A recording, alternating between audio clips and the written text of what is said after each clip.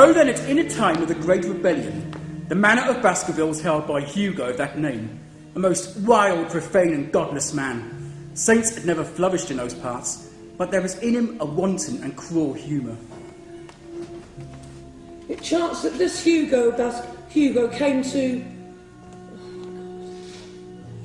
love, if indeed so dark a passion be known under so bright a name, the daughter of a yeoman who held lands near the Baskerville estate. The young maiden, being of good repute, would ever avoid him, for she feared his evil name.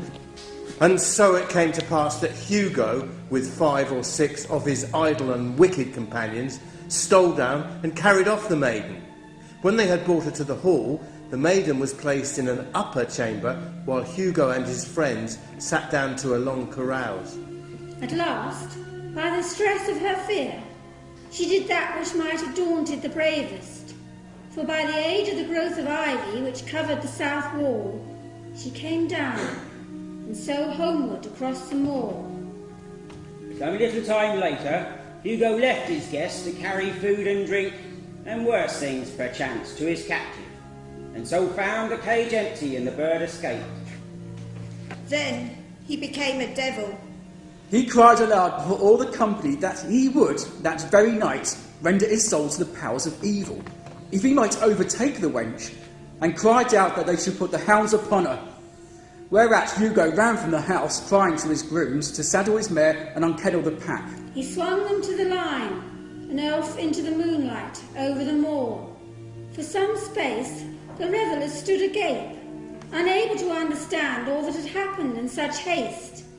But at length the whole of them, 13 in number, took horse and started in pursuit.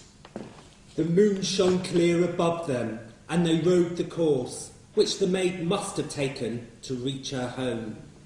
They had gone a mile or 2 when the company had come to a halt at the head of a deep dip, or goyle, as we call it. They rode forward down the narrow valley before them. Now it opened into a broad space, in which stood 2 great stones, set by forgotten peoples in the days of old.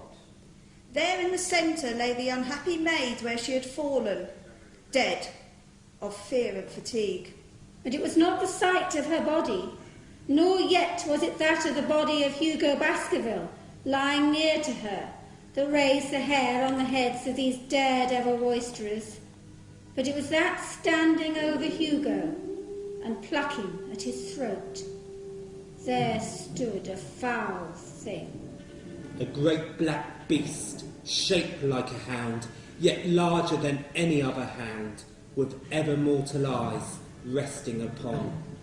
As they looked, the thing tore the throat out of Hugo Baskerville, and turned its blazing eyes and dripping jaws upon them. One, it is said, died that very night of what he had seen, and the other twain were broken men for the rest of their days.